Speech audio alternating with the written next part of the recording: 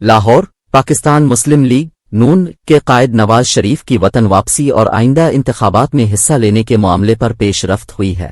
سابق وزیر اعظم کی وطن واپسی سے پہلے سپریم کورٹ سے تاحیات نااہلی کی سزا ختم کروانے کی پٹیشن دائر کیے جانے کا امکان ہے۔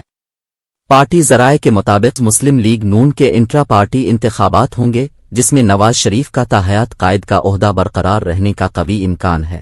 انٹرا پارٹی انتخابات کے بعد نواز شریف کی ممکنہ وطن واپسی کے شیڈول پر غور کیا جائے گا۔